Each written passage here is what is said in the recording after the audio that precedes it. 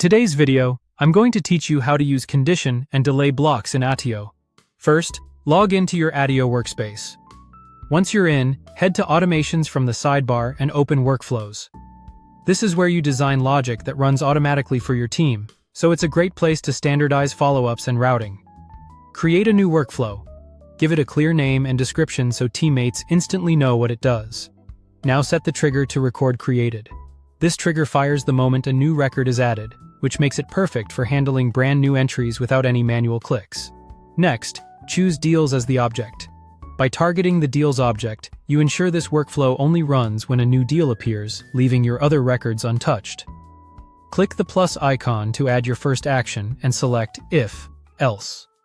The If, Else block is your condition step. It evaluates a rule and then routes each record down either a true or a false path. Let's build that rule. Click Add Filter, choose Created Record, set the operator to Is, and pick New. In plain terms, we're checking whether the newly created deal is marked as new. This keeps your logic focused on fresh deals only. In the Is True branch, click Select Block and choose Add Record to List. This action places the matching deal into a specific saved list so it's easy to monitor and report on. Select your sales pipeline list. To make sure the workflow references the exact item that triggered it, click Use Variable and select Created Record. That tells Attio to add this very deal, not a generic one. Return to the condition. In the IsFalse branch, click Select Block and choose Delay. A delay pauses the workflow for a set amount of time, which is useful when you want to stagger follow-ups or wait before the next action.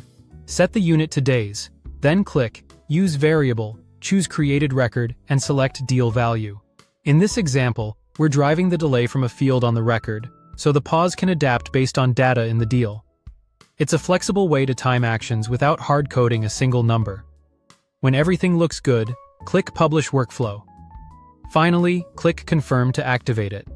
To recap, you logged in, opened Workflows, created a new one with a record created trigger on deals, built an if/else condition that checks for new, added matching deals to a sales pipeline list, and used a delay on the non-matching path that references a variable from the created record. That's all there is to using condition and delay blocks in Attio. Thanks for watching, and subscribe for more.